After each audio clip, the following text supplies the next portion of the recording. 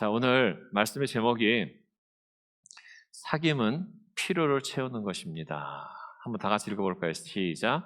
사귐은 필요를 채우는 것입니다. 사귐은 필요를 채우는 것입니다. 저희 어젯밤에 저희 딸하고 제가 딸을 불렀어요. 이게 뭘 하고 있는 애를 제가 자꾸 귀찮게 합니다. 이게 아빠로서 이렇게 자꾸만 딸하고 대화 나누고 싶어서 그래서 뭔가 하나를 영상 하나 보여줬어요. 근데 그 영상을 보면서 우리 딸아이가 그냥 뭐 그러나 보다 이렇게 보다가 내가 설명을 해줬어요. 내가 보고 있는 이 영상 속에 이 사람하고 내가 아빠가 알아. 그랬더니 우리 동네 근처에 살아. 그래서 밥도 먹는 사이야. 그랬더니 정말? 그분이 이제 누구냐면은 시인과 촌장에 나오는 하덕규 우리 이제 지금 목사님 되셨죠. 하덕규 목사님의 그 영상을 봤습니다. 어떤 유튜브인데 그 유튜브 하시는 분이 그분도 유명한 가수인데 그분이 하는 유튜브인데 그분 유튜브 구독자 수가 226만이더라고요.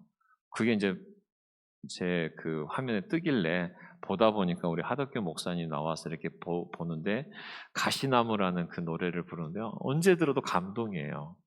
근데 이제 그 사회자 하시는 분이 이 사회자도 아주 유명한 우리나라의 가수입니다. 이분이 하는 얘기가 내가 20대에 들었을 때, 30대에 들었을 때, 40대에 듣고 나니까 이 노래의 의미가 이렇게 느껴진다 하면서 하는데 뭐 저 또 들어도 감동이에요. 그래서 막 이 감동을 딸하고 나누고 싶어서 우리 딸하고 같이 이렇게 들었는데 이제 문제 우리 딸이 못 알아듣는 거죠. 한국말을 잘 못 알아듣으니까 나름대로 이제 제가 설명을 해주고 이렇게 감동을 했는데 내가 이 사람하고 알아. 밥도 먹는 사이야. 지금도 아빠가 전화하면은 통화할 수 있는 사이야. 그랬더니 눈이 더 커지는 거. 이게 바로 뭐냐면은 이게 우리가 서로 이렇게 친분이 맺어진다는 것. 그게 우리 안에 또 어쩔 때는 이게 좀 영향력이 있는 분이라면은 좀 명예로운 일이기도 하고 또 때로는 든든하기까지 하는 그런 관계가 이런 친분을 맺는 거거든요. 그런데 제가 이 말씀 드리는 중요한 이유가 있습니다.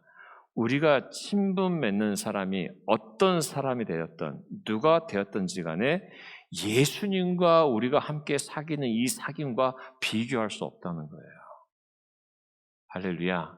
이 얘기해드리고 싶어서 우리가 어떤 친분을 맺든지 간에 그래서 내가 얼마나 많은 영향력 있는 사람을 알든지 또 얼마나 많은 분들을 내가 정말 관계하고 있든지 어떤 분이든지 간에 누가 되었든지 간에 내가 예수님과 갖는 이 관계의 사귐보다는 더 명예로울 수 없다라는 것을 말씀드리고 싶은 거예요. 그리고 사람이 갖는 어떤 영향력은 이 땅에서 언젠가는 유효기간이 끝납니다. 끝나요. 그렇지만은 우리가 예수님과 우리와의 이 사귐의 이 관계는 영원하거든요.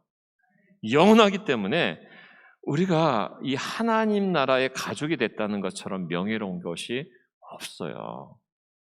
오늘 에베소서 2장 19절 말씀을 보니까는 그러므로 이제부터 여러분은 외국 사람이나 나그네가 아니요. 다시 말해서 이방 사람들이 아니고 성도들과 함께 지금 에베소에 있는 교인들한테 이 유대인이었었던 바울이 얘기하는 거예요. 여러분들은 내 입장에서 봤을 때 외국 사람, 나그네가 아니고 성도들과 함께 시민이며 하나님의 가족입니다. 라고 이렇게 얘기하는 거예요. 그래야 그리스도를 영접하는 우리 모든 사람들이 가족이 되는 거예요. 가족이. 그래서 오늘 여러분이 이 자리에 오늘 처음 이 자리에 오셨건 오늘 처음 오신 분이 계시기 때문에 말씀드리는 거예요. 처음으로 오셨건 어떤 모습으로 오셨건 이 자리에 함께 예배를 드리고 있다는 것 자체가 이미 우리는 가족인 거예요. 할렐루야. 가족인 거예요. 잘났건 못났건 부유하건 가난하건 어찌 됐든지 간에 우리가 다 가족입니다.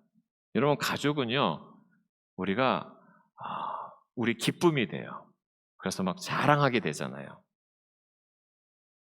우리 김수남 형제님께서 가족이 딸내가 오니까는 아내도 오시고 같이 오신 거예요. 우리 큰일 하신 거예요. 우리 딸하고 사위가 우리 교회에서 처음 결혼식 했다고 제가 들었어요.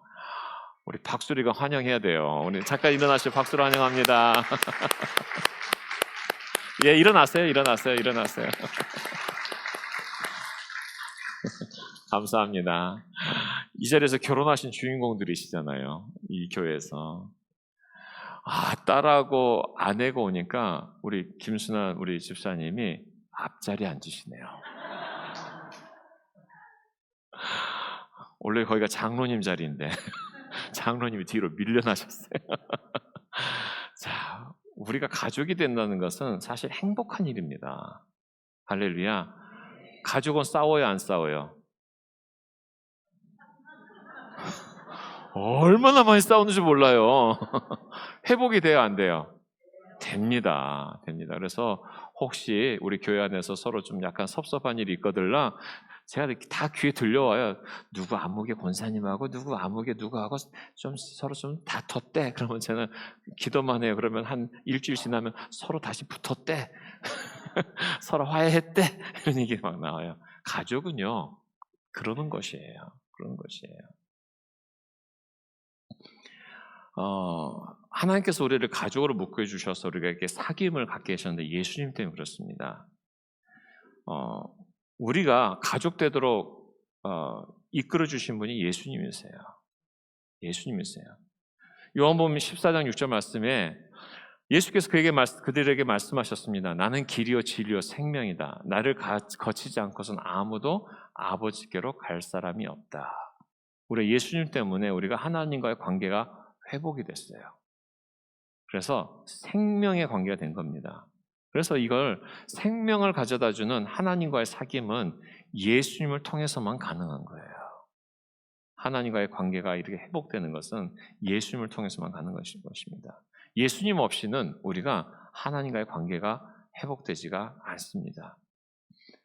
여러분, 하나님과의 사귐이 예수님을 통해서만 가능한 이유는 뭐냐면은 예수님만이 하나님이 어떤 분인지 우리에게 알려주실 수 있는 분이에요. 너무나도 당연한 말씀인데 요한복음 1장 1절에 태초에 말씀이 계셨다. 그 말씀은 하나님과 함께 계셨다라고 그러죠. 그 말씀은 하나님이셨다면서 14절에 그 말씀이 육신이 되어 우리 가운데 사셨다. 몇 년 동안? 33년을 사셨어요. 우리는 그의 영광을 보았고 짧게 33년 동안 오셨는데 그분이 하나님에 대해서 우리 가운데 소개하고 그리고 성령께서 함께 하심으로 말미암아 그 복음이 온 사방에 퍼졌잖아요. 그것은 우리에게 주신 외아들의 영광이었고 은혜와 진리가 충만하였다라고 얘기합니다. 여러분, 예수님께서 이 땅에 오셔서 하나님이 어떤 분이신지 그분이 당신 몸으로 보여주셨어요. 당신의 삶으로 우리 가운데 보여주셨어요. 요한일서 1장 2절 말씀 보니까는 그는 태초에 하나님과 함께 계셨고 3절을 보니까는 모든 것이 그로 말미암아 창조되었다. 예수님으로 말미암아 창조되었고 그가 없이 창조된 것은 하나도 없다라고 얘기합니다.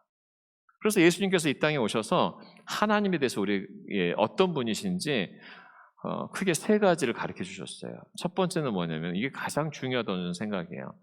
하나님과의 우리의 관계를 재설정해 주셨어요. 어떻게 설정해 주셨냐면 우리는 늘 하나님 앞에 섰을 때 우리는 죄인이었었습니다. 왜? 죄로 말미암아서 그 죄를 우리가 극복하지 못하니까 죄인이었는데 예수께서 우리를 이 땅에 오셔서 우리의 모든 죄를 다 감당해 주시고 만들어 주신 새로 설정한 관계가 있어요. 그게 뭐냐면은 하나님을 아버지라고 부를 수 있도록 우리 가운데 그런 기도를 가르쳐 주셨잖아요. 그래서 하나님 우리한테 아빠가 되시는 분이세요. 이 아빠라는 단어는요, 어린아이가 아버지를 부를 때 표현하는 아주 깊은 애정과 신뢰를 담는 언어라고 그러잖아요. 그래서 우리가 하나님을 아빠라고 가르쳐 주셨어요. 저도 이게 이제 딸이 오니까 저도 요즘에 기분이 좋은데, 딸이 아빠 그러면은요 깜짝 놀라는 게 아니라 너무 행복해요. 음, 여러분들이 저보고 목사님 그러잖아요. 그럼 저는 깜짝 놀래요. 왜냐하면 좋은 일로 저한테 목사님 부르는 그 확률보다 문제를 가지고 저를 부를 확률이 굉장히 높기 때문에 그때마다 가슴이 철렁철렁 내려앉아요. 그래서 저한테 얘기하실 때 너무 놀란 일이 있더라도 좀 이렇게 부드럽게 다가와 주시면 제가 덜 놀랍니다. 근데 아이가 저한테 아빠라고 불렀을 때의 저의 모든 제가 온몸으로 반응하는 것은 뭐냐면 사랑이에요. 하나님이 그러셔요. 하나님이. 우리가 하나님을 하나님 아버지, 하나님 이렇게 찾기만 하잖아요. 그러면 그분의 온 전 인격체로 전 우주적으로 반응한 게 뭐냐면 사랑이에요. 그걸 가르쳐 주신 게 사랑입니다. 예수님께서 이 땅 가운데서 하나님에 대해서 가르쳐 주신 게 사랑이에요. 그러면 우리가 하나님을 아버지라고 부르는 공동체는 당연히 그 사랑이 흐르게 되어 있어요. 이렇게 흐르게 되어 있습니다. 우리 성도님들이 예배를 드리면서 그런 얘기를 종종 하시는 얘기를 들어요. 우리 교회가 얼굴이 밝아졌다고. 그건 놀랄 일이 아니에요. 그게 당연한 거예요. 당연한 겁니다. 그냥 우리가 주님의 그 사랑 안에 거하게 되면 얼굴이 밝아지게 돼 있고 그 사랑이 흐르게 되어 있어요. 다만 우리가 이것을 가장 싫어하는 악한 존재가 우리한테 거짓말을 많이 하고 있기 때문에 거기에 속아서 굳어진 거예요. 그래서 우리가 하나님의 사랑이 흐르도록 계속 우리의 삶을 드리는 겁니다. 그리고 또 우리 가운데 예수님께서 가르쳐 주신 게 뭐냐면은 우리를 의롭다고 여겨주셨어요. 여러분, 우리는 전혀 의로운 사람이 아닙니다. 그러나 우리가 예수 그리스도를 영접함으로 말미암아서 우리 하나님 자녀가 되는 그런 특권을 주시고 우리가 예수님을 믿었다는 것 때문에 우리를 의로 여겨주신다는 거예요. 여기서 의롭다는 것은 우리가 한 번도 죄를 짓지 않은 사람처럼 여겨주신다는 거예요. 그래서 우리 주님께서 주님을 통해서 하나님 우리를 용서해 주셔서 의롭다고 여겨주시고 이런 일들이 우리 가운데 있는 것입니다. 그래서 예수님께서 이렇게 보여주셨던 게 뭡니까? 하나님이 어떤 분인지 계속 보여주셨어요. 자연 속에서 폭풍을 꾸짖으셨던 그 장면 기억나시나요? 자연을 다스리시는 모습들. 그리고 우리가 어떤 질병이 있다 하더라도 어떤 어려움이 있다 하더라도 때로는 자연을 뛰어넘는 초자연적인 역사를 우리 가운데 베풀어 주신 하나님. 자, 죽음을 정복하셨어요. 죽은 나사로를 살리셨던 주님의 모습. 또 당신 스스로가 부활하셨잖아요. 그래서 당신이 하나님이신 것을 우리 가운데 나타내 주셨고 보여주셨고 무엇보다도 가난한 사람들을 바라볼 때에 우리 안에 정말 하나님께서는 그 가난한 사람들을 불쌍히 여기셨던 것을 예수님께서 그대로 몸소 보여주셨어요. 가난한 사람들을 얼마나 불쌍히 여기주셨습니까? 그럼 우리가 믿는 우리들도 그러한 일을 하도록 우리 가운데 허락해 주셨어요. 할렐루야. 우리가 그 일을 하도록 하나님께서 또 어떤 분을 또 보내시더라고요. 자꾸만. 서울역에 가면 노숙자 사역을 하시는 우리 목사님 한 분이 계시는데 이분이 다른 사역을 찾기 전에 우리 교회 예배를 좀 참석하기로 하셨어요. 저 뒤에 오셨는데 우리가 또 같이 갈 거예요. 할렐루야. 같이 가서 함께 가난한 이들을 위해서 우리가 함께 그런 길이 열려 있으니까는 그 길 타고 가면 되잖아요. 여러분 길이라는 게 뭐냐면 그 길 타고 가면 돼요. 그래서 하나님께서 길을 열어주시면 그 길 타고 그냥 같이 가서 같이 협력하고 가면 되는 것이에요. 그래서 하나님께서 이런 일들을 우리 가운데 허락해 주시는 것입니다. 예수님께서 오셔서 하셨던 게 우리 가운데 보여주셨던 게 하나님이 어떤 분인지 우리 가운데 이렇게 막 보여주셨던 것입니다. 그래서 우리로 하여금 하나님과 사귐을 갖도록. 여러분 사귐이라는 건 뭐예요? 하나님이 어떤 마음을 갖고 계시는지. 그래서 하나님의 소원을 이루어드리는 게 우리 교회가 할 일입니다. 그래서 하나님의 소원, 우리가 하나님과 사귄다는 것은 그분의 필요를 내가 채우겠노라고 결심하는 거예요. 왜냐하면 왜 우리가 결심한다고 표현하는 거냐면은 하나님은 내가 아니어도 당신이 일을 하세요. 근데 굳이 우리 쓰시겠다는 거예요. 굳이 우리 쓰시겠다는 거예요. 이게 얼마나 우리에게 큰 격려이자 또 이게 큰 축복인지 모릅니다. 그래서 우리가 예수님을 통해서만 우리가 하나님과의 사귐이 가능한데, 그리고 예수님께서 그렇게 보여주셨는데, 이 거룩하신 하나님은 나의 의로는 만날 수는 없어요. 그래서 우리가 신앙생활을 해나가면서 자꾸만 우리가 나의 의로 주님을 섬기려고 할 때가 종종 있습니다. 왜냐하면 하나님이 어떤 분인지 잘 몰라서 그래요. 여러분, 우리가 죄 많은 우리가 나의 의를 가지고 주님 앞에 주님의 일을 해보겠다고 이렇게 다가서잖아요. 그렇게 되면은 문제를 더 일으켜요. 우리 나의 의로 우리가 섬기는 게 아니에요. 주님께서 우리 가운데 주시는 은혜로 말미암아 우리 주님을 섬기는 거예요. 할렐루야, 할렐루야. 그래서 혹시나 제가 담임 목사로 와가지고 제가 막 제 힘으로 뭔가를 하려고 하거든요. 여러분 저한테 브레이크를 걸어주시기 바랍니다. 목사님 기도하셔야지 왜 목사님 힘으로 하려고 하십니까? 그럼 제가 그 브레이크는 딱 밟을 거예요. 근데 혹시나 성령께서 우리를 이끌어간다고 하셨을 때 여러분 같이 참여하시기 바랍니다. 왜냐하면 내 힘으로 하는 게 아니에요. 주님이 공급해 주시는 우리가 힘으로 하는 것입니다.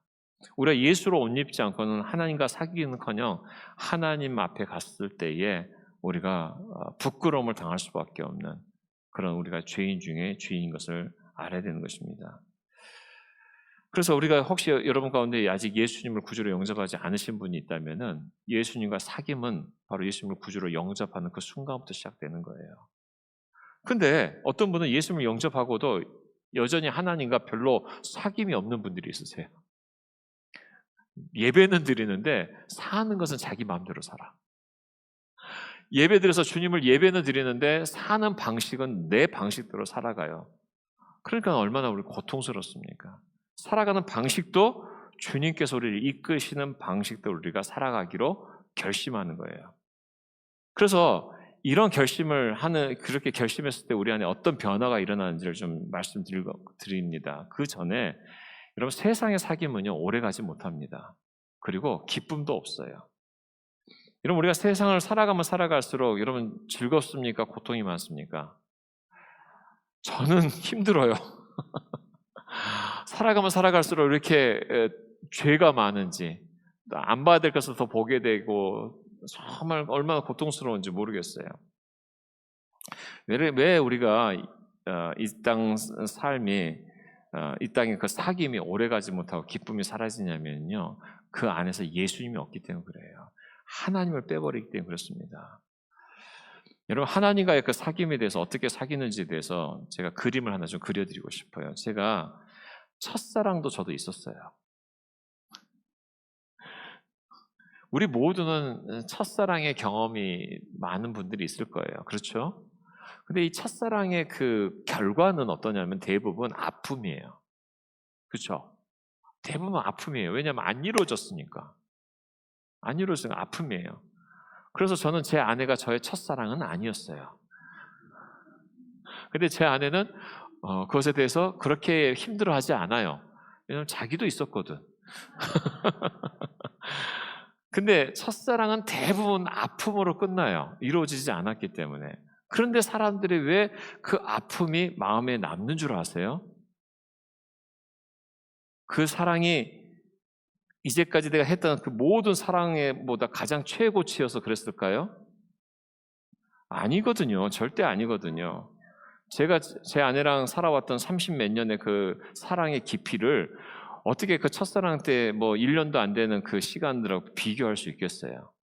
그런데도 아주 간혹 이렇게 떠오르는 이유가 뭔 줄 아세요? 그건 죄가 아니고요. 그건 잘못한 거 아니에요. 왜 그게 떠오르냐면은 그때 가졌던 나의 그 사랑의 온통 그 사람을만을 생각했던 그 집중력 때문에 그래요. 그때 정말 집중해서 정말 그 사람만 생각했던 그것 때문에 그게 기억에 남는 거예요. 자, 이제 이거 첫사랑 잊어버리시고 우리가 정말 주님을 사랑할 때에 언제 가장 내가 정말 주님의 제자로서의 가장 기억에 남는 줄 아세요? 내가 정말 앞뒤 안 가리고 주님밖에 없습니다라고 고백하면서 온통 우리의 마음을 집중했을 때 그때 하나님이 내 삶 가운데 역사하셨던 그 사랑이 우리의 삶을 지배하는 거예요. 이게 없으면 우리가 신앙생활에 즐거움이 없어요. 즐거움이 없어요.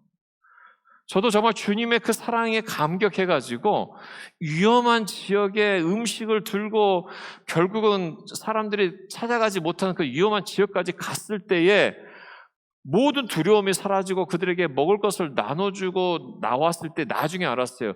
너무너무 위험한 지역에 제가 갔었다는 걸 나중에 알았어요. 근데 그게 안 보였던 거죠. 남아프리카 공화국에서.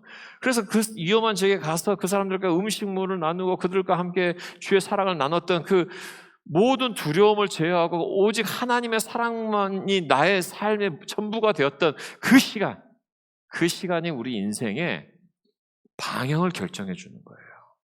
제가 아까 그 열정을 되찾고 싶다라고 표현했던 게 바로 이걸 표현하는 거예요. 이걸 표현하는 거. 물질이 없어도 괜찮아요. 사람들이 인정해 주지도 않아도 괜찮아요.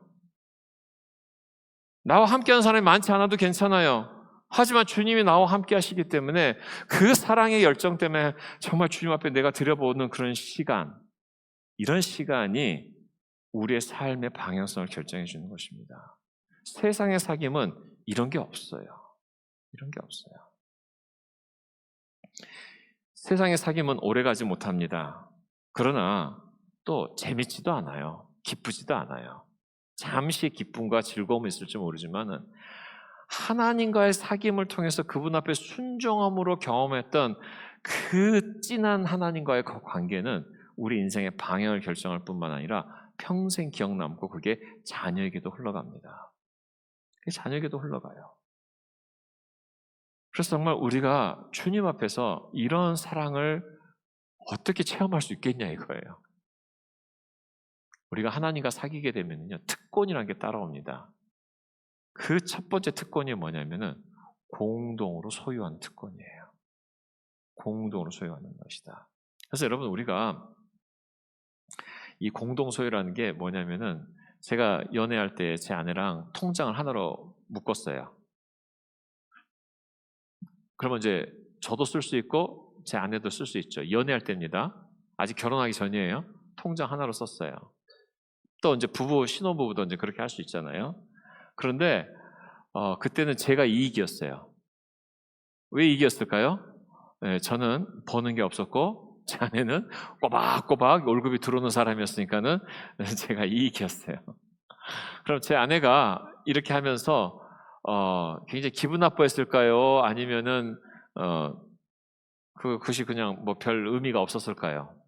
별로 기분 나빠하지 않았었어요. 왜냐하면 우리가 서로 사랑하는 사람이고 결혼해서 이제 한 통장을 사게 되는데 뭐 지금도 이제 한 통장으로 씁니다. 저희 부부는 한 통장으로 써요. 근데 이제 그 통장 관리를 제가 해요. 제가 이렇게 보니까는요, 통장 관리하는 사람이 덜 쓰고요, 통장 관리 안 하는 사람이 더 쓰더라고요. 저는 이게 규모가 있으니까 이게 좀 덜 쓰게 되고, 안 하는 사람은 계속 뭐가 나오는 줄 알아요. 그래서 제가 이렇게 깨달은 게 있었어요. 통장 관리 안 하는 사람이 더 많이 써요. 그렇죠? 맞죠? 예. 통장 관리하는 사람은 좀 덜 쓰는데 대신 써야 될 때는 자기가 쓸 수 있는 어떤 그 한계 속에서 쓰거든요. 근데 일반적으로 보니까 통장 관리 안 하는 사람이 훨씬 많이 써요. 그래서 제가 제 아내한테 제발 이것은 공이 몇 개 붙었는지 잘 생각하면서 지금 말고 옛날에 그랬던 적도 있었고 막 그랬단 말이에요. 제 아내는 뭐 예를 들어서 뭐 컵을 사야 된다 그러면은 아무 데 가서나 사요. 근데 통장 관리하는 저는 좀 더 싼 데를 찾아가요. 그렇죠? 맞죠? 자, 왜 이 놀라운 진리 여러분에게 말씀드리냐면은 통장 관리를 하나님께 맡기시라는 거예요. 그럼 여러분 마음껏 쓰실 수 있어요. 안 믿어지시나 본데. 통장 관리를 하나님께 맡기시라는 거예요. 이게 공동 소유예요. 하나님께 내 인생의 관리를 다 맡기세요. 맡기시면 여러분들이 이 땅에서 부유하게 사시게 돼 있어요. 근데 그걸 내가 관리하고 하니까 하나님 잠깐만 기다리세요. 지금 계산이 안 나와요. 하나님 지금 잠깐만 기다리세요. 계산이 안 나와요. 좀 기다려주세요. 내가 관리하니까 어떻게 돼요? 부유하지가 않는 거예요. 우리가 사귄다는 것은 통장 하나로 만드는 거예요. 제가 이렇게 보니까는 이런 분들도 진짜 계시더라고요. 통장을 따로 만드시는 분들이 계시더라고요. 결혼을 했는데 부자일수록 그래요. 부자일수록 이거 자칫 잘못해서 다 홀라당 넘어갈 수도 있기 때문에 그렇게 되더라고요. 그건 이제 그분들의 입장이시고, 우리가 하나님과 우리의 관계는 통장 하나로 만드셔야 돼요. 할렐루야. 이게 공동 소유예요. 그럼 공동 소유하잖아요. 그렇게 되면은 우리는 자꾸만 하나님께서 우리한테 뭘 달라고 하는 것만 자꾸만 생각하면서 불편하시거든요. 11조도 달라. 뭐 옆에 사람 섬겨라. 이것도 달라. 너 있는 거 가지고 옆에 사람들 나누면서 섬겨야 된다. 자꾸만 이렇게 내 안에서 내 어떤 한계 안에서 이렇게 쓰려고 하니까 너무 힘이 드는 거예요. 근데 우리가 하나님과 사귀면서 공동 소유를 하잖아요. 그렇게 되면 우리가 할 일은 뭐예요? 기도하면 돼요. 하나님 필요하대요. 도와주세요. 하나님 제 이웃이 지금 필요하대요. 도와주세요. 하나님 제가 이런 필요가 있어요. 하나님 우리 공동 소유 주시잖아요. 하나님 결제해 주세요. 하나님 도와주세요. 여러분 통장 관리 안 하는 사람이 더 많이 쓰다는 이 진리를 잊지 마세요. 그래서 주님께 맡겨드리시기 바랍니다. 그러면 하나님께서 우리 안에 필요에 따라서 역사하시는 것이에요. 그렇다고 그러면 내가 뭐 마음껏 쓰라는 건 그건 아니고요. 하나님과 물어보세요. 하나님 제가 써도 될까요? 안 써도 될까요? 물어보시면은 써야 될 것은 쓰지만은 절제해야 될 것은 절제하게 하시는 거예요. 하나님 제가 정말 좀 너무 스트레스 받아가지고 저 강원도 가서 한번 땡기고 올게요. 그럼 주실까요? 안 주시죠, 당연히. 그러니까 우리 하나님 앞에서 내가 정말 질서 있게 하나님과 나의 관계에 그 선을 딱 정해 놓으시잖아요. 그렇게 되면 우리가 하나님과의 사귐에서부터 오는 그 특권이 얼마나 놀라운지 모릅니다. 하나님의 사랑이 내 것이 되고요. 그분의 지혜가 내 것이 되고요. 그 하나님의 그 능력이 내 삶을 통해서 나타나기 시작하시고 하나님의 권세가 내 삶을 통해서 드러나기 시작하시는 것이에요. 그래서 정말 나는 사랑이 없는데 나를 사랑의 사람으로 만들어주시고, 나는 지혜가 없는데 지혜의 사람으로 만들어주시고, 나는 능력이 없는데 능력이 한계가 있는데 능력의 사람으로 만들어주시고, 그러면서 우리를 친구라고 여겨주시는 것입니다. 그래서 친구라고 여겨주세요. 요한복음 15장 15절 말씀 읽어보십시다. 다 같이 한번 읽어볼까요? 시작. 이제부터는 내가 너희를 종이라고 부르지 않겠다. 종은 그의 주인이 무엇을 하는지 알지 못한다. 나는 너희를 친구라고 불렀다. 내가 아버지에게 들은 모든 것을 너에게 알려주었기 때문이다. 맞습니다. 종은요, 주인이 어떤 생각을 가지고 있는지 별로 중요하지 않아요.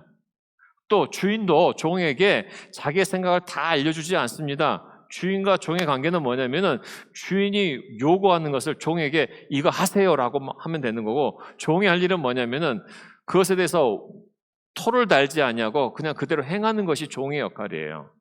근데 하나님께서 예수님께서 오늘 우리 가운데 말씀하신 게 뭡니까? 우리 안에 친구라고 불러주신다는 의미는 뭐겠어요? 알려주시겠다는 거예요. 이게 사귐이에요. 왜 주님께서 일을 하고 싶어 하시는지 우리 가운데 알려주시겠다는 거예요. 내 인생에 대한 하나님의 계획을 알려주시겠다는 것이에요. 우리 공동체에 대한 하나님의 계획을 알려주시겠다는 것이에요. 그래서 우리가 그 하나님을 경험했을 때에 우리의 삶이 질적으로 변화가 일어나기 시작합니다. 사랑하는 성도 여러분, 이 사실을 아시고 사귐은 필요를 채우는 것이라는 걸 여러분 아시고, 우리가 하나님과 아름다운 그 사귐을 통해 가지고 하나님이 나의 필요를 채우실 뿐만 아니라 나도 그럼 하나님의 소원이 무엇인지, 주님의 소원이 무엇인지 그 필요를 채우려고 내 삶을 드리는 것, 이게 헌신이에요. 다른 게 헌신이 아니라 주님의 마음을 알아들이고 그 마음대로 한번 살아보는 것, 이게 헌신이에요. 이 헌신을 따라서 한번 순종해 보는 겁니다. 그리고 이것을 순종해 보는 것이 열정이에요. 우리 안에 열정이 회복되기를 바랍니다. 하나님 앞에 순종의 그 열정이 회복되어져서, 그래서 정말 하나님이 어떻게 하시나 한번 보는 거예요. 정말 그래서 내가 정말 열정을 가지고 순종을 다 했더니 주님께서 나를 그냥 빨리 불러주시네? 그럼 천국이에요. 그리고 상급이 있는 거예요. 근데 하나님께서 우리의 삶에 열정을 가지고 순종을 가지고 달려가잖아요. 그러면은 이 땅에 열매라는 것을 우리 인생 가운데 허락하시면서 하늘의 상급을 우리 가운데 채워주시는 것입니다. 사랑 우리 성실 성도 여러분, 여기 계신 분들이 지금 나이 많으신 분들이 많습니다. 그런데요, 그거 아세요? 우리 여기 계신 나이 많으신 분들이 많으신데 지금 우리 교회에 오고 계신 분들은 젊은 분들이세요. 오늘 젊은 분들이 오셨잖아요.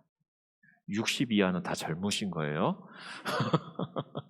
100세 시대이기 때문에 지금 젊은 분들이 오고 계세요. 지금요. 지금 가만 봐보세요. 젊은 분들이 지금 점점점 차오르고 있는 게 보여요. 왜 그랬습니까? 하나님께서, 그러니까 비율적으로 말씀드리는 거예요. 이렇게 오시는데 하나님께서 우리가 주님 이 교회를 통해서 주님 저희를 사용해 주십시오. 그리고 이 시대에 정말 젊은 사람들이 정말 주님 앞에 헌신되는 교회가 되게 해주시고 정말 하나님을 사랑하는 공동체가 되게 해주십시오라고 기도하기 시작했거든요. 그래서 기도한 대로 하나님 지금 일하고 계시는 거예요.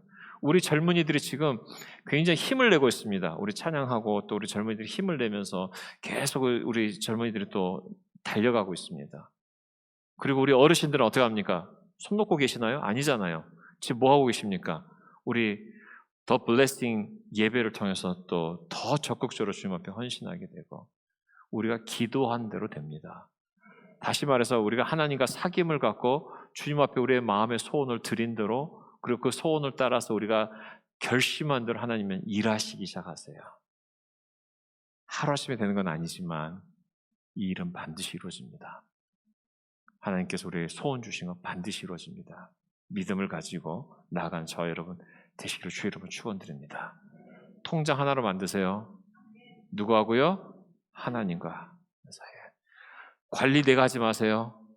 누구요? 누구한테요? 하나님이 관리하시도록. 누가 더 많이 쓴다고요? 예, 관리 당하는 사람이 많이 써요.